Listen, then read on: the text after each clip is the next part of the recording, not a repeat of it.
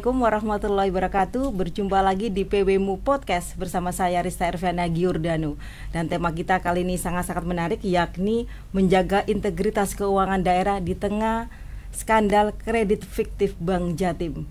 Untuk diketahui, beberapa waktu yang lalu masyarakat Jawa Timur dikejutkan dengan adanya skandal kredit fiktif Bank Jatim yang nilainya sangat-sangat fantastis, yakni mencapai hampir 0,5 triliun lebih.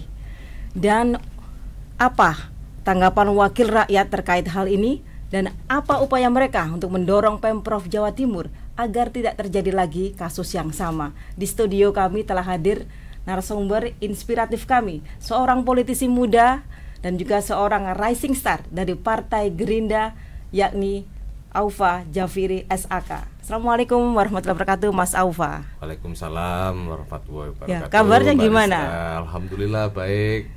Salam hormat kepada semua pemirsa PWMU Podcast. Semoga sehat selalu. Ya, senang sekali ya saya hadir ya. Ada politisi muda yang penuh semangat ya dan cerdas tentunya ya. Untuk kasus skandal kredit fiktif Bank Jatim ini, apa sih tanggapan wakil rakyat ini? Mengapa ini bisa terjadi? Bagaimana pengawasannya? Oke, jadi memang yang namanya skandal atau fraud itu ya kita sangat prihatin yang pertama. Kenapa ini bisa terjadi? Tapi sebelum kita mengarah ke sana, saya akan menjelaskan beberapa kronologis kejadian dan kemudian di mana wewenang kami dan upaya apa yang sudah kami lakukan. Dan perlu diketahui Mbak Rista, mungkin saya ini kan di Komisi C DPRD Jawa Timur, di mana Komisi C itu membidangi terkait keuangan, dan salah satu terkait keuangan yaitu BUMD. Jadi tugas kami di Komisi C itu satu, memacu BUMD agar apa? Agar sehat, agar setoran PAD-nya besar. Itu. Kebetulan Bank Jatim ini adalah salah satu BUMD yang sehat. Nah, tetapi perlu diketahui, dibandingkan BUMD yang lain, ada aturan khusus terkait BUMD yang bergerak di bidang jasa keuangan. Di mana aturan apa itu merujuk pada OJK dan BI. Nah, ini yang perlu dipahami. Dan wewenang kami di Komisi C hanya mengontrol sampai pada kinerja, tapi tidak dalam pada teknis perangkaan dan mendetail.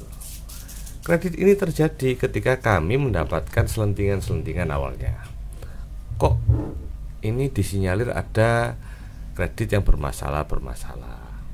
Sampai akhirnya kita panggil, kita tanya betul detail, kita gali informasi melalui rapat kerja tentunya, sampai akhirnya ternyata terjadi seperti sekarang itu.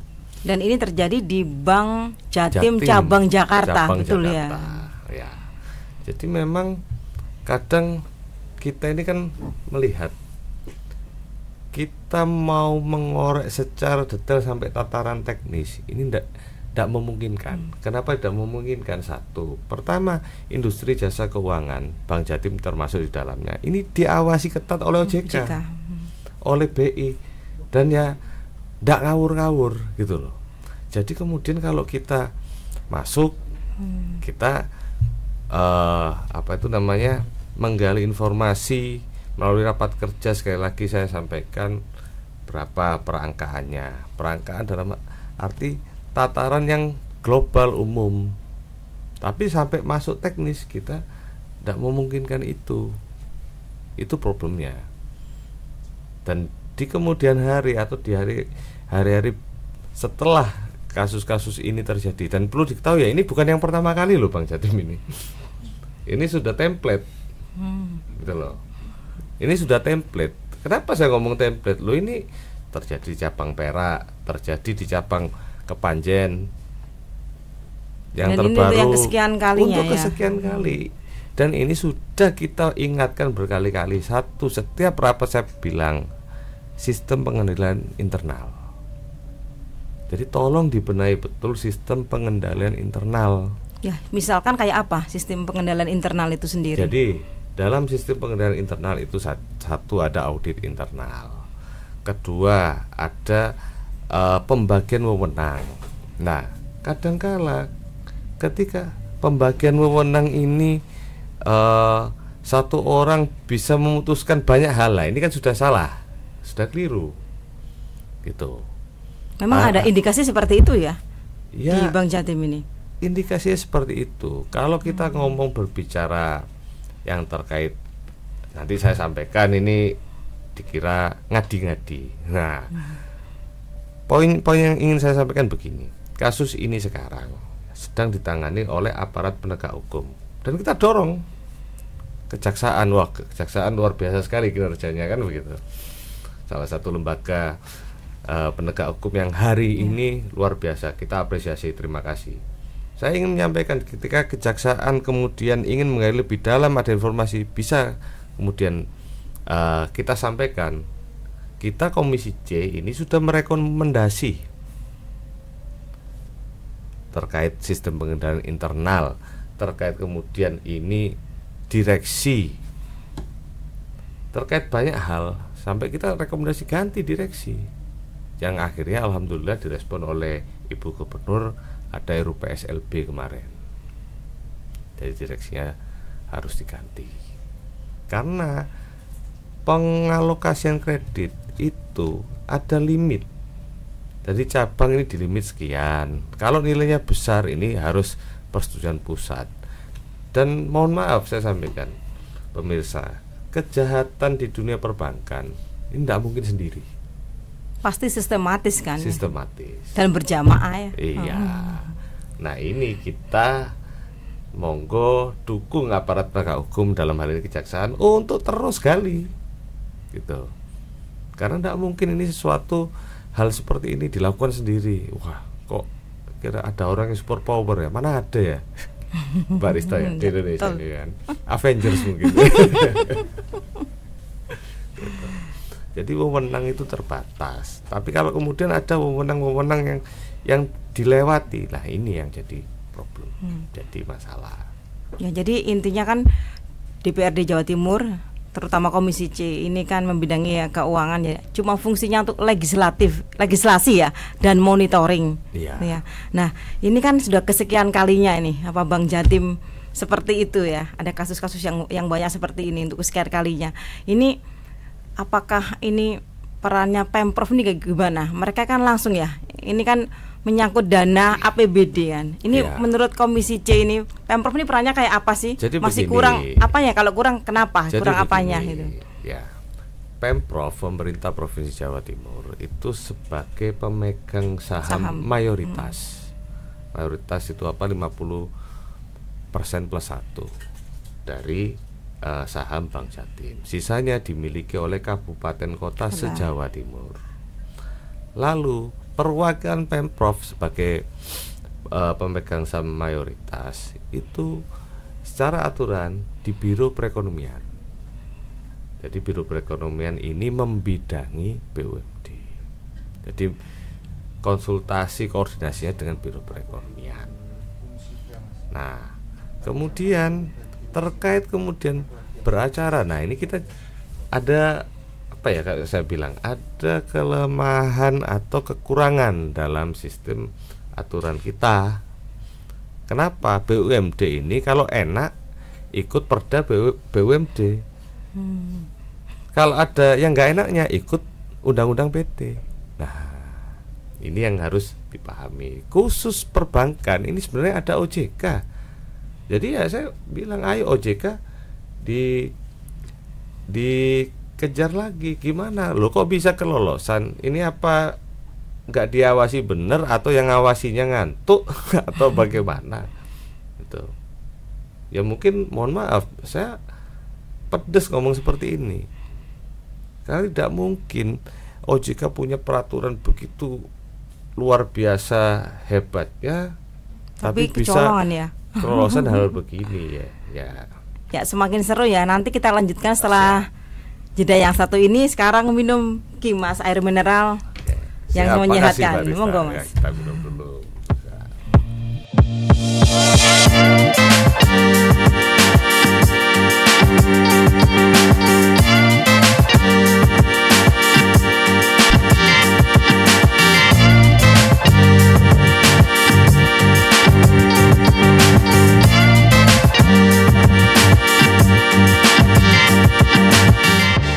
masih bersama saya Rista Erviana Giordano di PWMU Podcast bersama narasumber inspiratif kami Aufa Jafiri, seorang politisi muda dari Partai Gerindra. Ya, kita kembali lagi ya Mas Aufa ya, yang tadi ya. Ini kan sampai kerugian negara sampai mencapai hampir 0,5 triliun lebih ini. Ini apa sih dampaknya bagi sektor swasta ya, terutama untuk UMKM kan ini kan membiayai tuh permodalan dari Bank Jatim ini. Apa sih dampaknya menurut pandangan Komisi C? Jadi begini, Barista. Pertama, dampak terkait dengan kredit fiktif, kasus-kasus ini satu trust issue. Artinya pihak para nasabah ini kan mempunyai tingkat kepercayaan yang menurun akhirnya. Padahal nasabah itu penting bagi industri jasa keuangan, perbankan. Kemudian dampak langsung, nah namanya ada kerugian. Nah kerugian ini bagaimana? Uangnya ada, tiba-tiba dengan kasus kredit fiktif hilang, ya otomatis kinerja secara keseluruhan kan terdampak. Yang harusnya uang ini bisa diputar untuk membiayai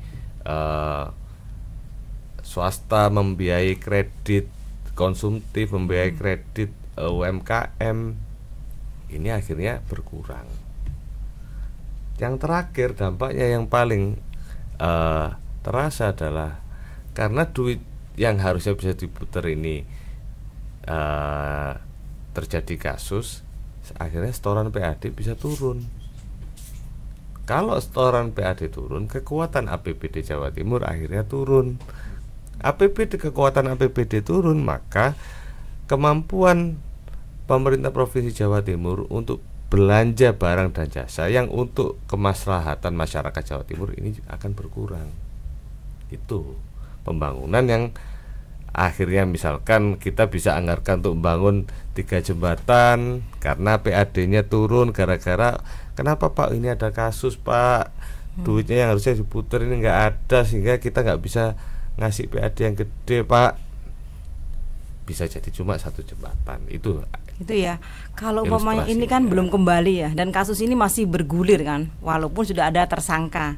Nah ini apa sih upaya dari Komisi C ya, itu untuk mendorong kejaksaan, kan ini kejaksaan DKI ya, DKI Jakarta itu, agar mungkin ada dari para tersangka ini disita asetnya atau apa untuk agar bisa kembali gitu. Jadi begini, pertama kita harus menghormati proses hukum yang berjalan. Jadi kasus ini sudah ditangani oleh kejaksaan. Saya ulang lagi, kejaksaan harinya ini salah satu lembaga penegak hukum yang luar biasa kinerjanya dan harus kita apresiasi. Kemudian masa kita tidak percaya? Karena itu upaya-upaya yang dilakukan ketika sudah penetapan tersangka sampai penyitaan otomatis, dan saya dengar hari ini ada beberapa aset yang sudah mulai disita, bahkan ada uang juga. Nah ini yang sebagai upaya untuk mengembalikan nilai kerugian. Proses hukum masih berjalan terus sampai ada nanti kan putusan. Nah, kita Komisi C selain itu kita melalui rapat-rapat resmi, melalui sidak, melalui hearing atau melalui kunjungan mendadak ya kan. Kalau kunjungan itu kan bisa direncanakan, tapi kalau sidak itu kan tiba-tiba itu. Tiba-tiba, tidak kurang-kurang. Kita tahu, kita mendapat laporan dan kita akhirnya melakukan membuat suatu rekomendasi. Isi rekomendasinya adalah ganti semua jajaran direksi. Ini sudah berapa lama ini? Direksi sama komisaris ya kalau nggak salah ya. Ini baru mungkin belum ada sebulan ya, 2-3 minggu yang lalu RUU PSLB dan akhirnya direksi dan komisaris diganti. Jadi belum bisa dievaluasi nih ya kinerja mereka ya, belum kita ya. Kita beri kesempatan dan saya apresiasi. Jangan lupa ya pemirsa, salah satu komisaris ini ada mantan komisioner KPK. Kenapa ditaruh di sini? Ya kita tidak mau. ini Bang Jatim jadi acak-acakan lagi. Beliau kan sudah berpengalaman, Bapak Nurul Gufron ini. Ya, mudah-mudahan ada yang berpengalaman terkait kasus tindak pidana korupsi, ya, yang di dalam akhirnya jadi takut. Nah, ini yang kita harapkan. Kalau takut gitu, akhirnya kasus-kasus ini nantinya tidak akan bisa terulang kembali. Itu harapan kita semua sih. Yang untuk regulasi tadi yang seperti Mas Ova katakan ada apa BUMD ya, peraturan untuk BUMD, undang-undang atau perda ya, perda itu ya. Jadi BUMD sama itu yang tadi yang PT tadi. Ya, jadi begini, namanya badan usaha. Ini sekali lagi, kalau terkait BUMD itu ada perda pembentukan BUMD, perda penyertaan modal. Satu paket itu diatur semua hak dan kewajiban BUMD sebagai ini kan aset kekayaan daerah yang dipisahkan, istilahnya kan seperti itu.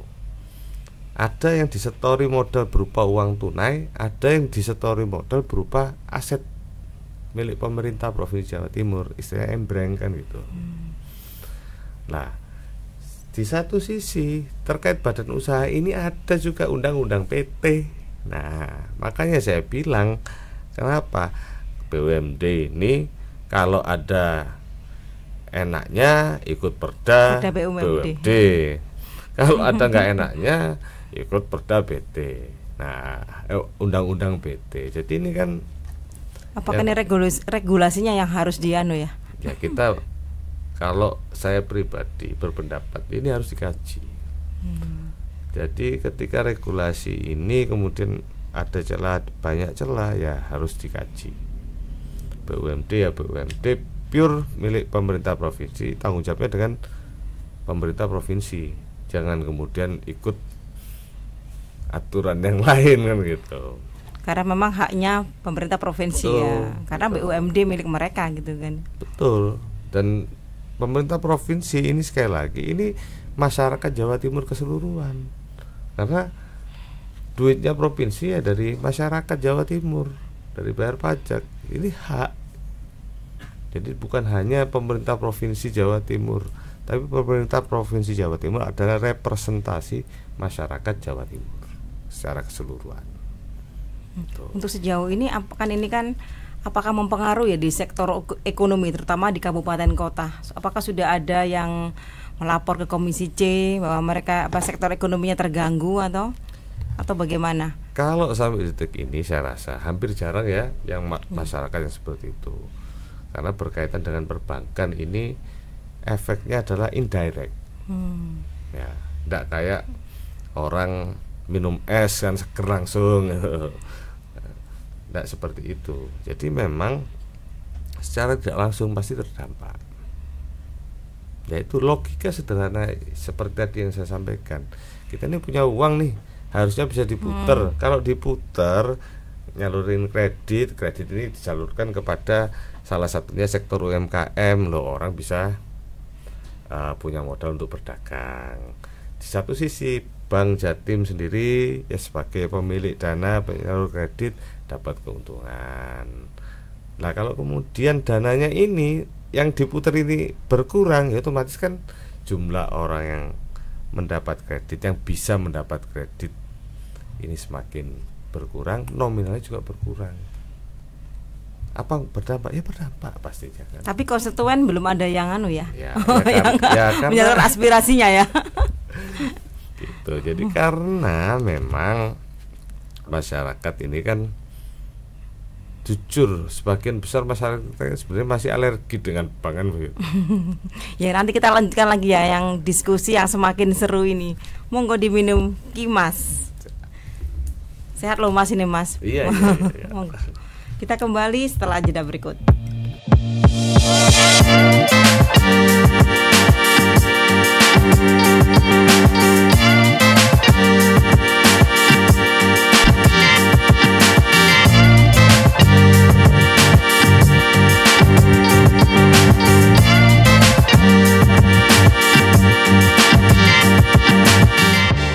Anda masih bersama saya Rista Erviana Giordano di PWMU Podcast bersama narasumber inspiratif kami The Rising Star dari Partai Gerindra, Aufa Jafiri SAK. Kita lanjut ya Mas Aufa. Lanjut. Ya, ini kan Komisi C ini kan mitra daripada Pemprov Jawa Timur, terutama soal untuk BUMD kan juga menangani termasuk itu kan ya, karena keuangan ya. Nah ini apa sih upaya daripada Komisi C untuk memperkuat sinergi dengan Pemprov Jawa Timur agar tidak terjadi lagi hal-hal seperti ini? Sinergi kayak apa? Kan selama ini kan sudah sinergi nih, tapi dengan kejadian-kejadian kayak seperti ini itu sinergi apa lagi yang akan dilakukan untuk memperkuat kemitraan gitu? Baik Mbak Rista, jadi memang pemerintah Provinsi Jawa Timur itu di dalamnya ada eksekutif dan legislatif. Siapakah eksekutif? Yaitu gubernur dan seluruh jajarannya, kepala dinas termasuk BUMD. Lalu legislatif ya, ini yang salah satunya saya, ada 120 orang anggota dewan terpilih. Hubungan eksekutif legislatif ini dalam pemerintahan Provinsi Jawa Timur ya selalu sinergi. Eksekutif legislatif ini seperti suami istri kan begitu. Masa suami istri pas berantem ribut tukaran, nah kan tidak mungkin. Jadi harus harmonis. Nah, di dalam hubungan yang seperti itu kami di Komisi C berupaya mencegah hal kasus seperti ini tidak terulang kembali. Satu, apa upaya kami? Kami intens. Kami panggil siapa pengampu Bang Jatim. Oh ternyata kita baca aturan. Sekali lagi kita berkegiatan atau kami berkegiatan ini dasarnya aturan. Kalau ada kegiatan yang di luar aturan, nah ini kan overlap namanya. Pengampunya ternyata Biro Perekonomian. Kita intens panggil Biro Perekonomian, kami minta 2 minggu sekali kirim rapot kinerja dari BUMD ini. Salah satunya Bang Jatim. Itu upaya kami satu. Yang kedua, kami kan juga secara berkala melakukan fungsi controlling, yaitu kunjungan. Kita kunjungi Pak Jatim, gimana kinerjamu cabang ini sekarang, ada problem apa? Data kita minta, kita lihat laporan, tapi kan tidak mendetail dalam secara global. Seperti itu. Lalu yang ketiga, kita juga mulai sebar, kita buka pintu selebar-lebarnya. Kalau ada kasus apa yang terkait BUMD khususnya Bang Jatim di masyarakat, langsung sampaikan, laporkan. Tuh. Jadi kami ini buka pintu selebar-lebarnya. Tujuan kami apa? Untuk memperbaiki kinerja BUMD, dalam hal ini Bang Jatim.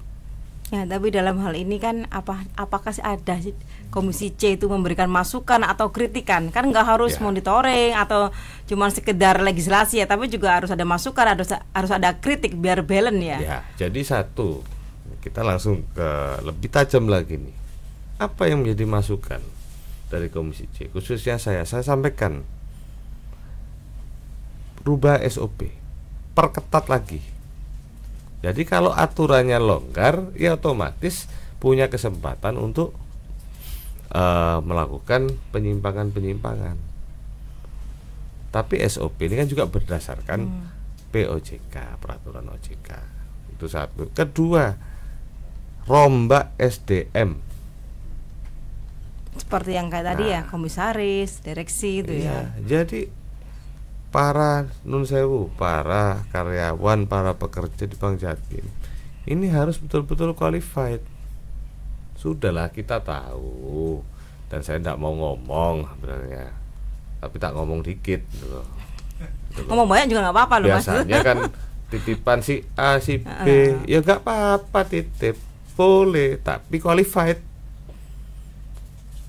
Kan jelas, saya kalau dalilnya kan tidak hafal. Kalau segala sesuatu yang tidak dipegang oleh ahlinya itu akan membuat kehancuran. Nah, Jadi dalam tanda kutip diperbolehkan ya titip itu ya. Nanti kan semuanya titip semua dong Mas. Bukan diperbolehkan, enggak ada aturannya, tapi kan faktanya seperti itu. Iya. Kita nggak bisa menampik itu. Ya, enggak bisa. Tapi ya kita tahu ya kayak kentut loh. Loh, ini apa? Tapi kok ada baunya? Nah, seperti itu.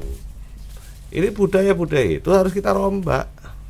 Ya itu maksud saya, sinergi kayak seperti itu. Betul. Ada masukan, ada kritikan. Tetap Mbak Rista, kami ini dalam rapat itu isinya kritik, debat, saran. Saran udah ini ganti. Ini nggak cocok ini kepala cabangnya ini mungkin wong rumahnya misalkan di Pacitan sana kok ditaruh Madura, nggak cocok, sudah nggak fokus. Jadi harus mulai kemudian kita kasih masukan untuk berpikir, oh ini tinggalnya di mana. Kalau bekerja dekat rumah otomatis kan ada sedikit ketenangan dari sisi psikologis kan seperti itu. Masa orang Pacitan ditaruh di Madura atau orang Madura taruh di Banyuwangi lah kan tidak fokus. Itu belum hal-hal yang lainnya ya. Itu belum hal-hal yang lain. Ini faktor salah satu faktor sederhana yang pernah saya sampaikan. Jadi harus ayo dikaji ulang, ibaratnya rapotnya dinilai kembali, penempatan posisi penting itu jangan berdasarkan like and dislike, tapi benar-benar kinerja.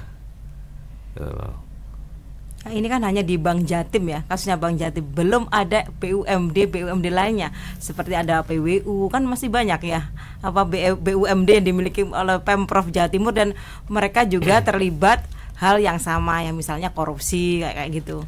Jadi kalau kita bicara BUMD lain, ya namanya perusahaan, nggak usah ngomong BUMD, perusahaan swasta pun itu pasti ada problem.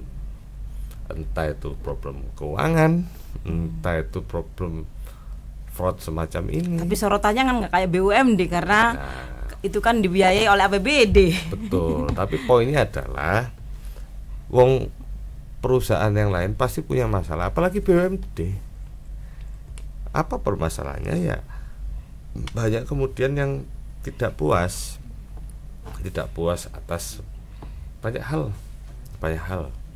Untuk menurut Mas Aufa ini untuk tahun ini apakah ada BUMD milik Pemprov ya, sejumlah BUMD itu ada yang rugi enggak, dan apa yang harus dilakukan untuk BUMD yang rugi ini? Treatmentnya apa sih gitu ya, masukannya? Kalau saya sampaikan, wong BUMD badan usaha milik daerah dibiayai APBD Provinsi Jawa Timur sampai rugi, satu ganti yang ngurus, ganti direksi semua. Kalau rugi terus ya buyarkan. Lo ngapain berusaha kok rugi gitu? Masalahnya Pemprovnya mau ndak itu? Duh, ya kita yang dorong. Kita harus dorong. Atau paling tidak mungkin dibuyarkan, ngapunten terlalu ekstrim ya. Yang punya basic bisnis sejenis kita merger, kita gabung. Ya, tuh. Salah satu solusi itu ya. Salah satu solusi dan itu sudah kita sampaikan. Seperti itu. Ya, ini kembali lagi ke Bank Jatim ya untuk masalah trust ini. Ini pasti ada kasus seperti ini dan banyak yang menimpa skandal-skandal Bank Jatim ini, trust masyarakat pasti akan turun gitu ya. Ini apa yang harus dilakukan untuk menaikkan lagi kredibilitas Bank Jatim sebagai bank BUMD milik Pemprov? Ya, satu yang jelas harus inovatif. Inovatif itu dalam bekerja, dalam membuat suatu program kerja dari Bank Jatim ya kan, untuk menarik nasabah, menyalurkan ini harus lebih inovatif. Kemudian kedua harus lebih komunikatif. Tampilkan di masyarakat, ini yang kita lakukan. Kita sudah menyalurkan ini, kita membuat ini harus tampilkan. Kadang-kala masyarakat kan nggak tahu gitu. Terus yang terakhir ya sebenarnya sih ini agak menggelitik. Mohon maaf, Bank Jatim tidur saja itu sudah untung. Itu loh. Kenapa sudah untung? Lah wong pemegang sahamnya pemerintah Provinsi Jawa Timur, pemerintah kota kabupaten se-Jawa Timur. Gitu loh.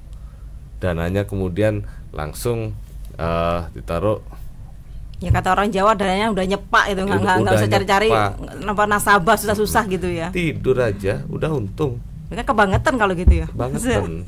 Gitu. Ini kebangetan itu. Ini gantilah yang muda-muda ini. Kan banyak generasi muda kita yang cerdas-cerdas, yang pinter, yang masih lurus. Nah, ini kasihlah kesempatan. Jangan orang-orang tua-tua ya, bukan berarti kita meremehkan gitu ya, enggak ya, tapi harus ada regenerasi ya. Begini, regenerasi gitu ya. Secara usia ada memang kita harus akui orang sudah usia mungkin 40-50 ke atas ini secara pengalaman luar biasa, lebih bijaksana, lebih matang. Tapi kan secara energi, tenaga kan tidak se-energik orang yang muda-muda. Pola pikir juga mempengaruhi loh. Itu juga. Inilah yang harus kemudian kita kasih kesempatan. Sekali lagi, kalau selama ini yang bekerja di dalam Bank Jatim hanya titipan si A, si B, si C, yang tidur aja udah dapat untung Bank Jatim, udahlah sampai kiamat nggak bakal baik gitu. Ini harus kita sekali lagi kita harus merombak total. Kasih pintu sebesar-besarnya, khususnya prioritas masyarakat Jawa Timur yang punya prestasi akademik baik, yang punya sisi psikologis yang baik. Kadang-kadang kan ada tes IQ, tes IQ kan gitu. Fit and proper test itu ya. Fit and proper test, kasih kesempatan, gitu loh. Walaupun itu bisa juga dia loh Mas. Loh tidak, jadi begini. Kadang kalau kita selalu melihat oh ini bisa dibeli, bisa. Segala hal ini di dunia ini ada celahnya. Tapi kita kan harus punya keyakinan. Gitu loh. Ini dulu jalankan.